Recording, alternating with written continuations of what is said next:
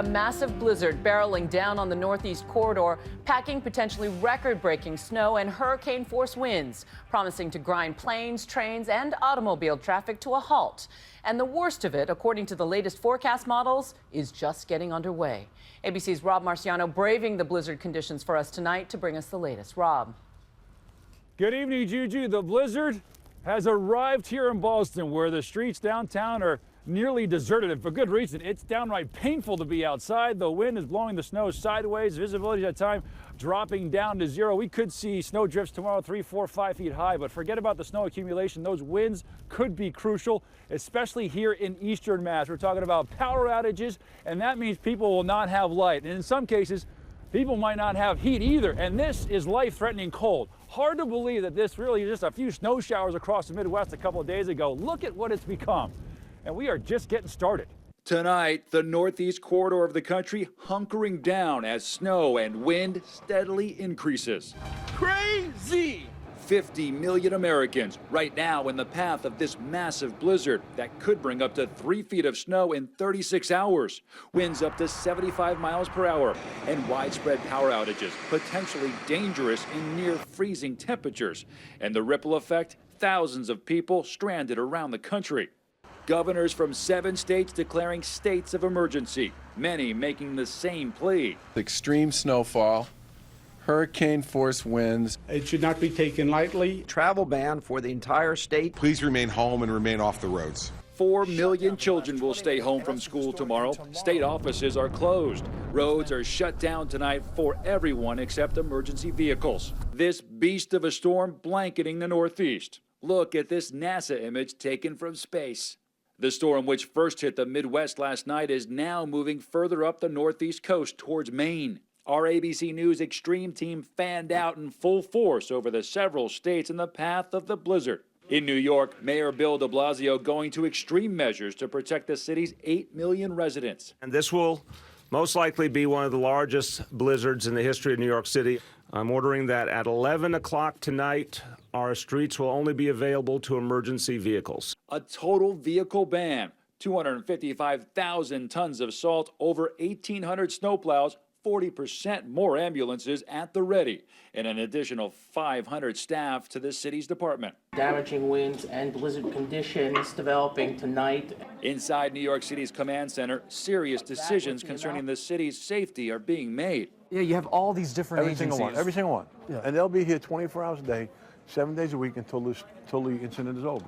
All in an effort to avoid scenes like these from 2010, when New York streets turned into a tangled mess of abandoned cars, causing a nightmare for first responders. And for the first time in recent memory, New York's subway system is at a complete halt tonight. Typically, a station like this would be packed with people, but right now it's more like a ghost town. And that's because one of the last trains is about to roll out. A major concern outside of New York City are whiteout conditions and icy highways. Tonight, we're out with the Suffolk County Police Department, and we're on what is usually one of the busiest highways in all the country, the Long Island Expressway. But take a look tonight. Barely any cars out here. This is going eastbound, this is going westbound, not a car in sight. The reason why? People actually listened to the warnings this time. They stayed off the roads. Salt trucks along the East Coast in full force at this New Jersey command center. 80 eastbound, 32.5, silver Toyota stuck. 3,700 trucks ready to roll. We are the first responders. If we don't have the roadway systems cleared, then fire trucks, police trucks, ambulances cannot get through. That sentiment echoed on the ground here in Boston, where I rode along with plow truck driver Danny Lee. So the biggest problem you have on a night like tonight is what? Traffic.